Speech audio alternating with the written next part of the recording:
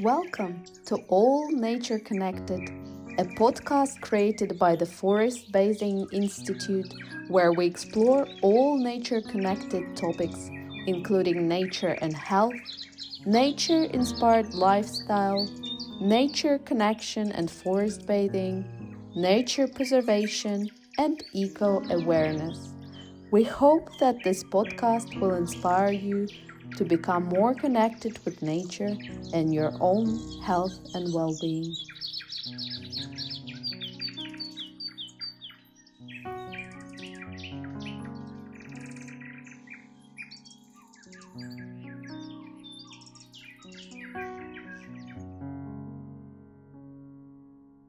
Hello everyone, this is Olga, and today for our podcast interview we have Nigel Grimes. Nigel has his own well-being consultancy, Nigel Grimes Wellbeing Limited, where he has helped many people with different problems, including stress, anxiety, and challenges with focusing, sleep disorders, and others. And Nigel has a very interesting history to how he has come to forest bathing and nature connection, because he's now part of our team and a trained Forest Bathing Plus guide. Nigel's parents and wider family have a history of mental health and special needs challenges, and therefore he has some insight in how it impacts the individual and connected loved ones. He has 2 adopted children who are now adults, and they both experience adverse experiences in their birth family and spend time in the foster care system, and there are also some special educational needs and diagnoses that have continue to require support. But prior to his well-being career, Nigel spent many years working in a corporate world as a marketing specialist, but then he started to explore alternative therapies and found that changing his breathing style combined with relaxed time in nature made his symptoms disappear as he was experiencing some discomforts. He then embarked on a journey of self-discovery and trained in breathing therapy, mindfulness, meditation, and forest bathing.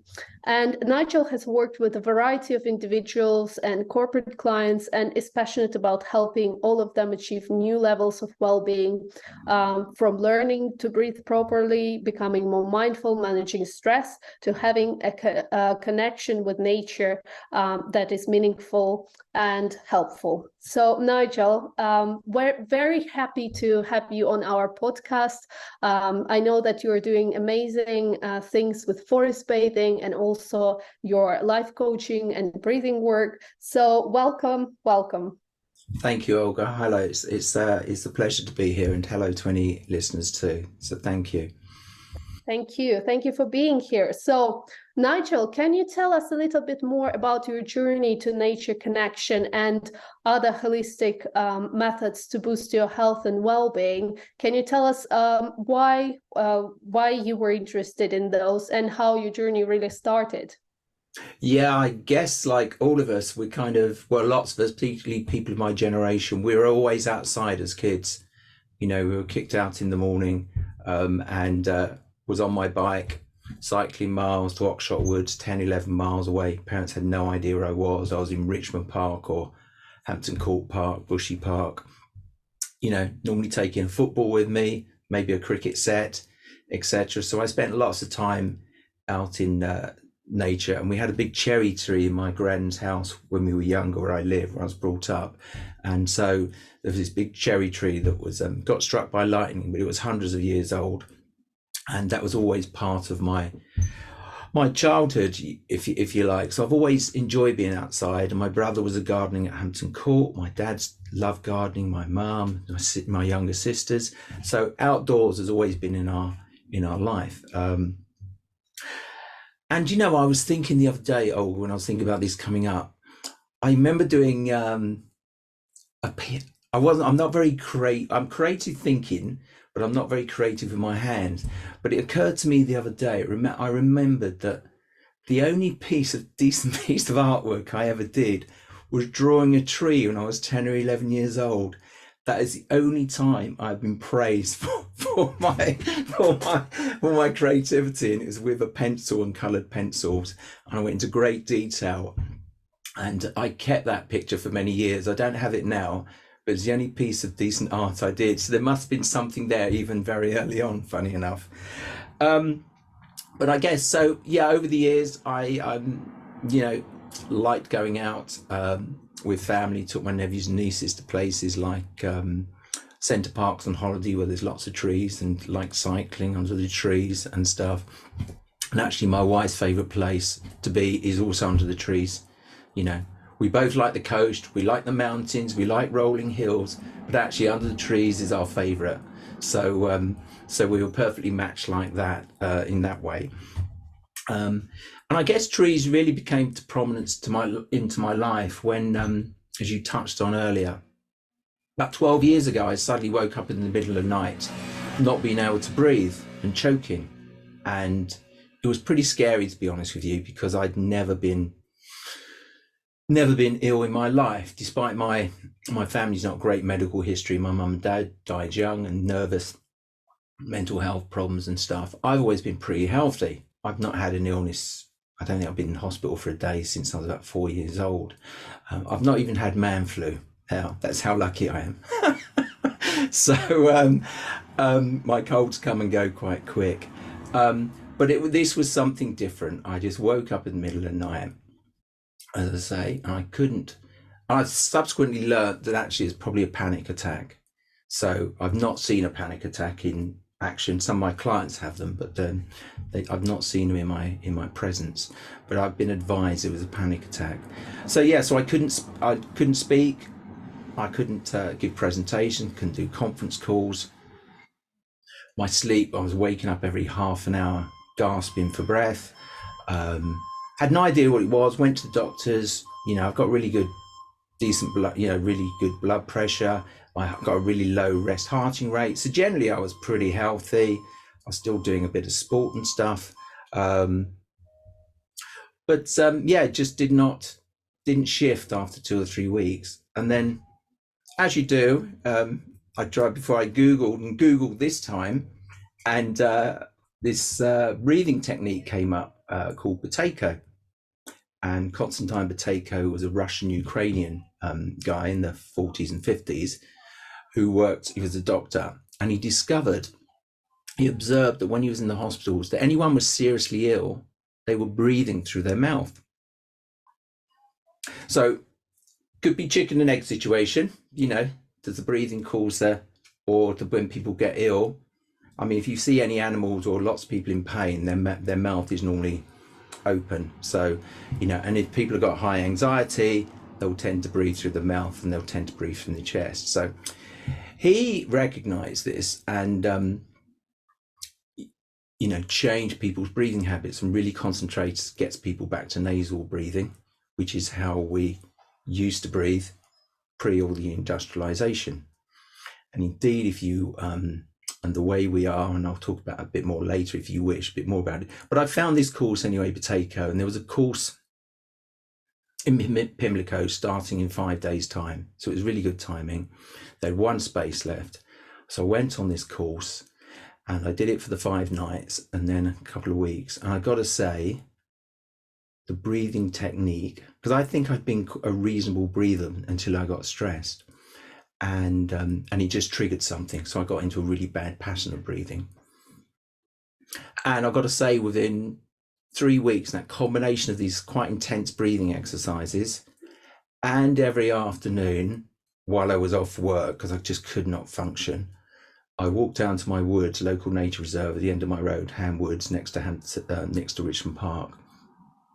And I sat in the same place on the same log under the trees for 3 weeks, for an hour each afternoon, and I just breathed and did some of the meditation I'd kind of started to learn. And within a few weeks, I was right as rain. I was back, fully functioning, etc. And the funny thing is, I mentioned to people things a bit weird, but each day I went there, this little squirrel came out from its home and was above the branch, just chatting to me. And I looked up the significance of the squirrel, and apparently they're all about prompting you to take action. So I was trying to be proactive and address my health, because up until that point, like lots of people, I'm naturally a carer. and I was looking after my family. My daughters had just got to teenage years, and with all their background and anxiety and everything, neglect and their lack of development and stuff, they got to teenagers and it became very tricky, even trickier. And then my wife was getting stressed, and then I had a nephew who just tried to commit suicide, and I had all this going on. And at work I had different environment where they weren't very teamy, and they were making up stuff, trying to defend themselves and blame me and another guy for targets not being met. So it's just a really tricky time. And all of a sudden, I think it just hit me. I didn't know it was coming though. Had no idea. I was just the same old kind of laid back Nigel until that in the middle of the night, it hit me. But I got to say that that was the breathing and nature were the two key factors that helped me and given me time for myself and looking after myself, which I'd not really done up until that point. So yeah, that's when nature first came, and then always liked nature. And then I went on a couple of years ago, 2 or 3 years ago, Jackie bought me for I think it was an anniversary present or a Father's Day present for the girls. She bought me a forest bathing session at Kew Gardens with Sue and Indra supporting. And I went along to that and loved it, absolutely loved it. But also realized that some of the stuff the guys were teaching me, you guys have taught me, is I was doing some of that with my girls when they were younger. So we used to stop, we used to close our eyes, because that's natural to me. Close our eyes, feel the temperature on my skin, particularly if there's a nice cooling breeze, take in, look at the things. And Kirsty's brilliant at taking little pictures with her camera, even when she got a phone when she was about 10 or 11, and just doing those things. So it's natural. So it was natural for me to do that and then build upon it, all the great techniques. And of course, with my breath work and mindfulness and meditation and stuff, it was just perfect. So yeah, so I spend as much time in nature as I can and promoting it as you guys do too. So yeah, so that's kind of my journey to nature, really. So it's always been there. This beautiful journey, and I could just keep on listening to it. Thank you, Nigel. And I think there were a few things that you touched upon that I think are very interesting for me, because one of the things you talked about is that you were generally healthy and well, and then one night you wake up and with what you now think might be a panic attack. And then in going into retrospective thinking, well, actually you were taking care of lots of people, and there are lots of things that were happening in your life at that point. So this is something that we teach in our training, but also try to raise awareness about, because many people, we constantly stay in the state of doing things, moving and being active, taking care of others as well, that we sometimes don't even realize, as you were saying, breathing through the mouth. I was immediately, and I think many of us listeners, checking whether I was breathing through the mouth or not, because we were so unaware and out of contact with how our bodies are, how we are feeling, to the point where something actually can go wrong. And then that's the same thing that happened to me, the same thing that happened to Gary. We suddenly, something goes wrong and you think, okay, maybe I need to stop and look and understand what's happening here. And it's wonderful that you came to nature as a natural way to help yourself, alongside breathing. And we teach breathing as part of the forest bathing training course, of course, but I know that you've done an extensive training on breathing. And do let me know, please, and I'm sure the listeners would be interested to know. So you explained to me that the breath, the breathing coaching that you are offering, or that you are teaching, it's different to breath work. So could you explore this a bit more with us? Yeah, I mean, I do a little bit of breath work, and it tends to be sometimes within the context of a forest bathing session, but I stick to the basics of breathing. So yeah, my aim is to teach, build on the potato stuff I was talking about earlier, was to teach people to breathe 24/7 through the nose only and using the diaphragm. So the advantages of that are, well, I'll start with the diaphragm. When you breathe in the diaphragm, when you breathe in, it activates all the breathing muscles in the lungs. And if you breathe in the diaphragm, you fill all your lungs. When you just breathe from the chest, you just feel the top half of your chest, the top half of your lungs. So a great deal, there's more alveoli and bronchioles in the lower half of your lungs. So if you're breathing from the chest or through your mouth and you don't get the air fully into your lungs, you'll end up in oxygen deficit. So we talk about nature deficit, but here we're talking about actual oxygen deficit. And so what happens is you're not getting the oxygen in, and you're not getting into the alveoli, then feeds into the blood system that's pumped around the oxygen in your hemoglobin. So that's a good thing. The other thing about diaphragm muscle actually is purely, and this is really important as you get older, and for people who do sports, and particularly maybe for women kind of going through menopause or after, is that the diaphragm muscle is a really important muscle around the middle of your body. And if you don't use it, you lose it. And the only way you really use it is via breathing. You don't do it by doing your sit-ups and your other exercises. The breathing is the main thing. So you really want a strong diaphragmatic muscle, which just sits under your rib cage. So that's one thing.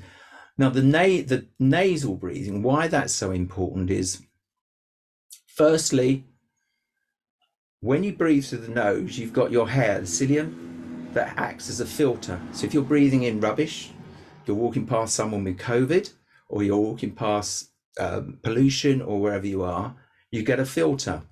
The second thing about breathing through the nose, in your nasal cavity, you have nitric oxide. And nitric oxide outside is a poison, but in our nose it helps. So the nitric oxide takes the air in and again helps cleanse it to a different level. And breathing through the nose warms up the air. So then it goes back down your throat into your lungs, and you've got warm, cleaner air. The problem with you mouth breathe, and you can use nose and mouth, most people do, but the mouth breathe, your mouth is for eating, drinking, and communicating. It was never meant for breathing. So when you breathe through the mouth, there's no filter, there's no cleansing. In fact, you're putting more rubbish into your mouth. And as asthma sufferers, who I deal with, when they're out in the cold air will almost trigger inflammation and coughing. So that's the thing. And the thing about breathing into the nose is that you pick up the nitric oxide. The nitric oxide is a very important part that gets into your blood system. So that goes in with the air into your lungs. And then it feeds into the hemoglobin, the blood, carried to the muscles. And another thing so you've got your oxygen, good level. You've got your nitric oxide, good level. The nitric oxide keeps your vascular system healthy and keeps your veins and your arteries from furring up. And that's really important and natural. You can supplement nitric oxide with beetroot juice, green leafy vegetables, or if you have some sexual problems, actually Viagra is basically nitric oxide because it opens up for the blood to flow.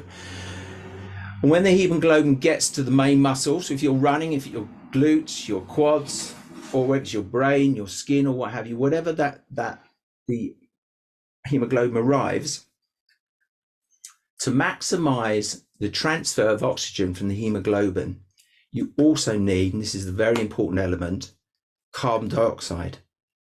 So carbon dioxide is seen as a poison, but then so is too much oxygen, so is nitric oxide. But our body's magic, so it needs a certain level, 3 to 5% of carbon dioxide. People who breathe through the mouth will have 1% or less. So what happens when the hemoglobin hits the muscle, if there's not the right level of carbon dioxide in the blood as well, the oxygen transfer will not be maximized. So all the hemoglobin, the oxygen you've taken in, will be wasted and won't actually, the chemical transfer, it's called the Bohr effect, BOHR. It was discovered by a Danish scientist in 1904, but so many people still don't know it, even doctors and ear, nose, throat specialists. So what it does, it maximizes. So if I'm running around Richmond Park and I'm breathing through my nose,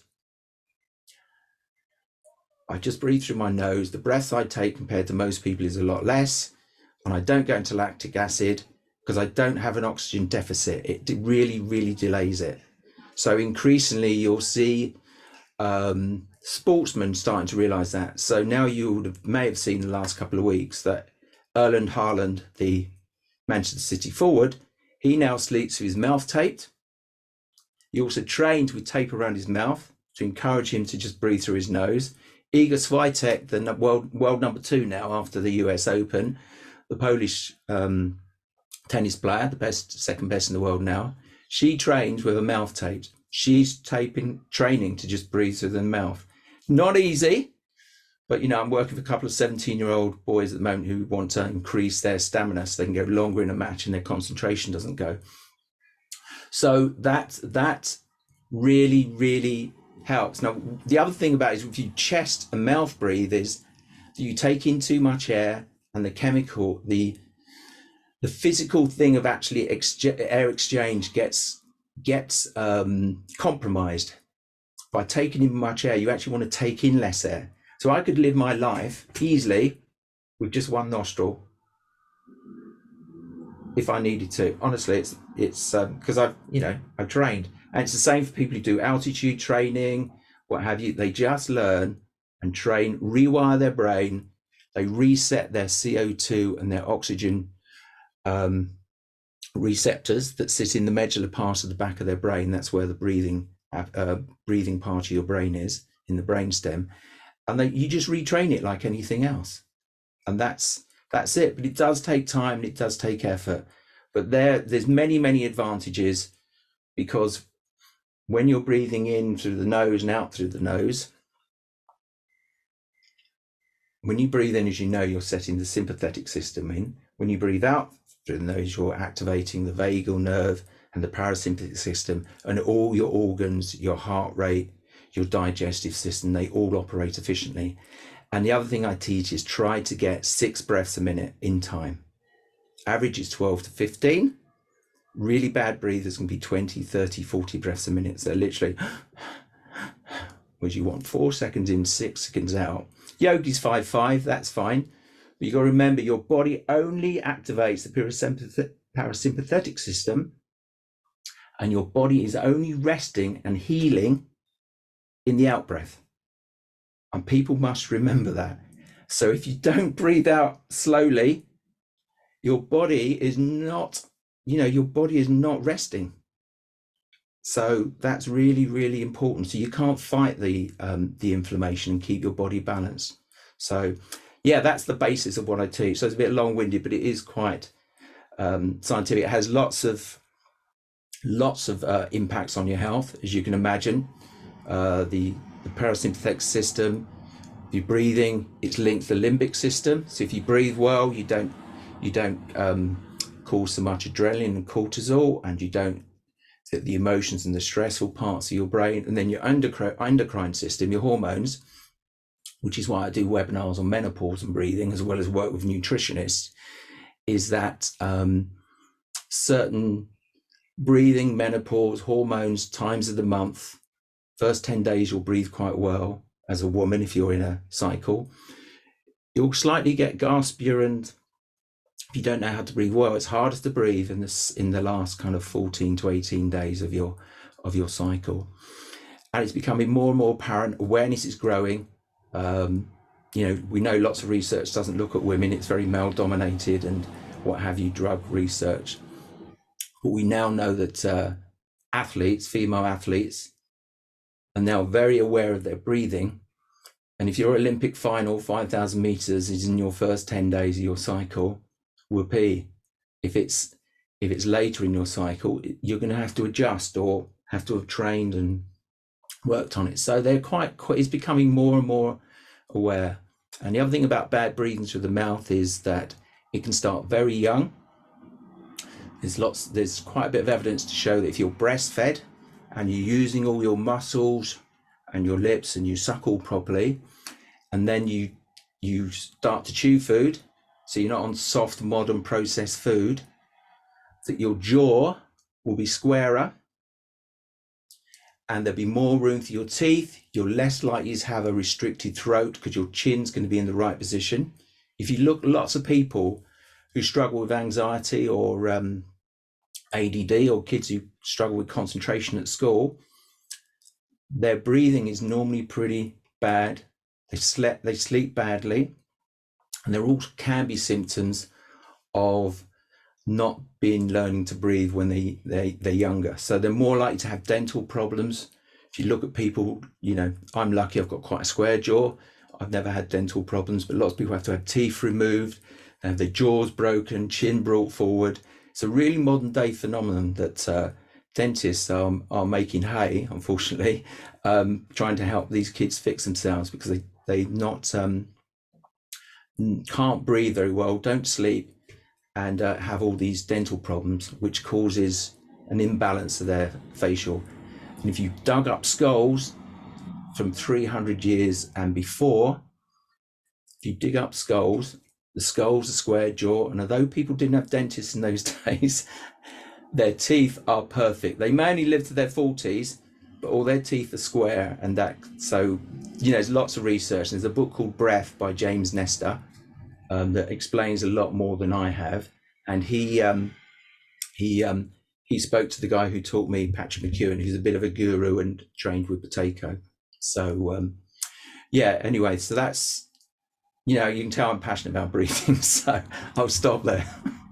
Thank you, Nigel. And I do find it fascinating. And I think we definitely would want to have you back to maybe do a demonstration for our listeners. So if we hear from the listeners, we hopefully would do that as a follow-up. But I think I've learned so much from you about the breathing and the chemistry that we get into our bodies as we are breathing, and things with athletes. I'm not following the sports too much, but for me, seeing what's happening with the sports and with the athletes, it normally then transfers to general public. So everything that they're doing now, we might be doing like maybe in a couple of years, and that some sports people, they train themselves to breathe through the nose. And you also said that you're training a few young athletes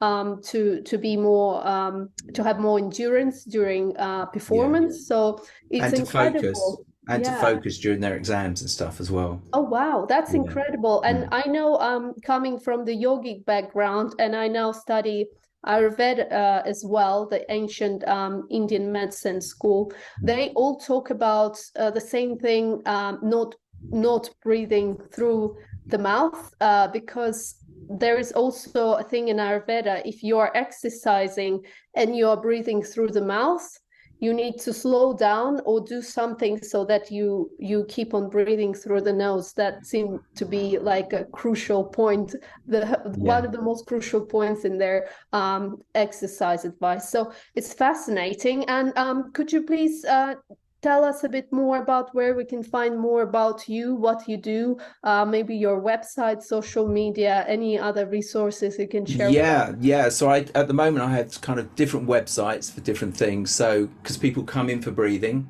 so there's thebreathingstudio.com, and my Instagram for that is thebreathingstudio_Nigel. Then I have my forest bathing, of course, which is my website is connectwiththeforest.com, and then my Instagram for that is nigelconnectwiththeforest.com. And I am in the midst of building a wellbeing, Nigel Grimes wellbeing site that will have forest bathing, breathing. It will have my life coaching, because I've recently qualified as a life coach as well.